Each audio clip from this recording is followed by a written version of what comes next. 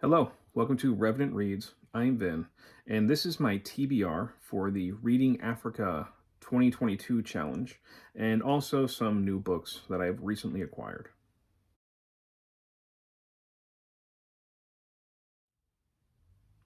So, the Reading Africa 2022 challenge is a reading challenge booktube event organized by Mark over at Book Time with Elvis, where we will be following the Africa Cup of Nations soccer tournament.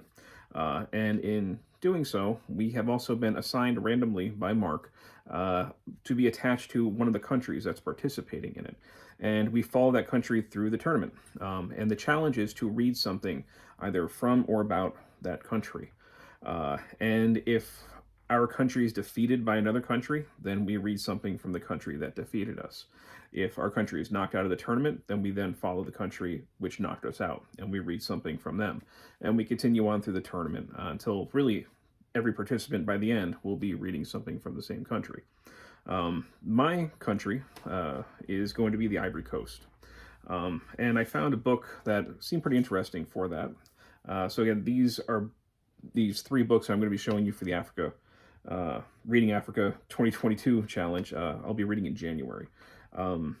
So this first one, A Gazelle Ate My Homework. And sorry for the glare. I'm sorry for the poor lighting in here. I'm kind of stealing some nighttime recording time when I can. But A Gazelle Ate My Homework, A Journey from Ivory Coast to America, from African to Black, and from undocumented to doctor, with side trips into several religions and assorted misadventures, by Habib Fani. And I guess this author is, he's a doctor, but he is also prolific on the website Quora as one of the top answerers. So he's pretty popular among those circles. And I had read some good things about this. This is kind of a fun, lighthearted, but also kind of insightful memoir about him going from, again, the Ivory Coast to the United States and his experiences. And here you can see a picture of him there. So again, my country is Ivory Coast, and this is what I chose for that. Within my group, in the soccer tournament, your country is with three other countries. You're fighting in the group stage at first to see who's going to get out of the group stage. The other countries in my group are Equatorial Guinea, Algeria, and Sierra Leone. For Equatorial Guinea, I've actually already read a short story that I found online. I don't quite remember the author's name, but I know that she was the first Equatorial Guinean, if I'm saying that correctly, female author to be translated into English, I think. They speak Spanish there. So I read that. For Algeria, I'm reading a classic which I've never read. I almost feel like it's a little bit of a cheat because I feel like I should be reading something much more essentially Algerian, but I couldn't pass up this opportunity. And it's a nice thin book too. So that's Albert Camus, hopefully I'm saying that correctly, The Stranger. So Camus, he was born in French Algeria. This is a novel which takes place, I believe, in Algeria, about a murder that happens on an Algerian beach. So kind of a fiction and philosophy, hopefully some absurdism as well. I did read Camus' The Myth of Sisyphus, maybe almost 2 years ago now, and I enjoyed it. I liked it. I very much kind of agreed with that worldview. So I'm excited for this one.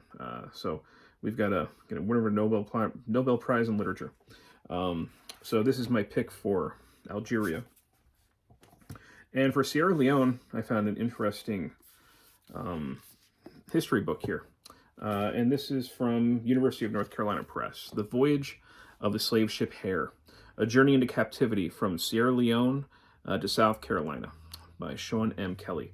And this is an in-depth analysis, almost like a biography, of a slave ship, following it from, I think it goes from Newport to Sierra Leone and then to South Carolina.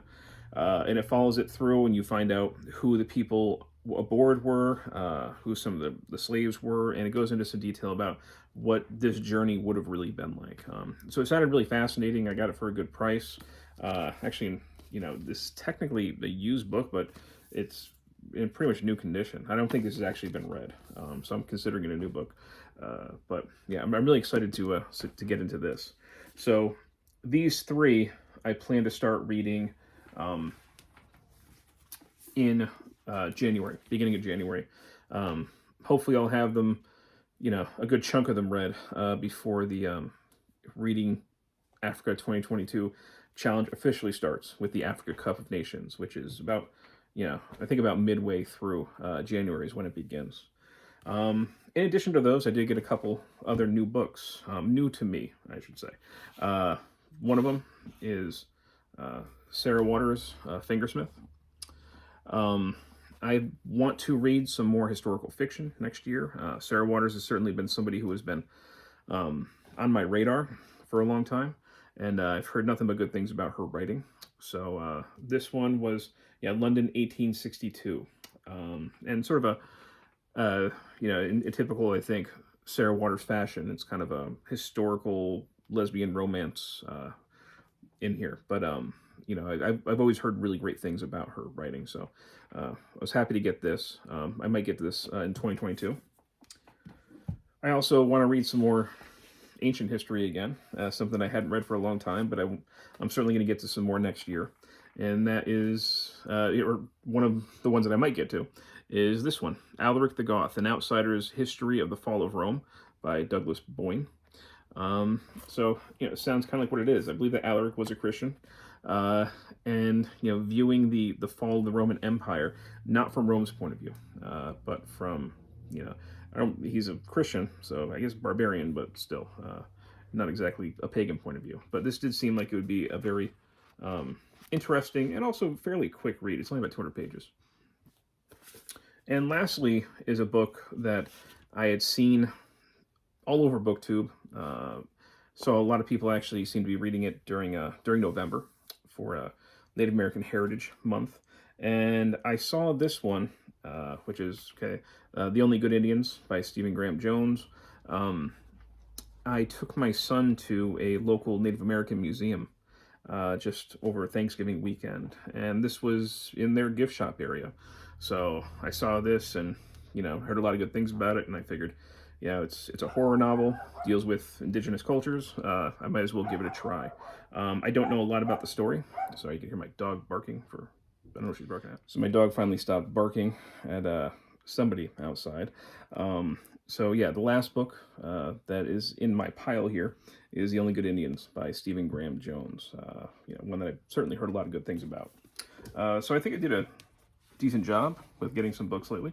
So again, the bottom three here for the Reading Africa 2022 challenge. We've got The Voyage of the Slave Ship Hare.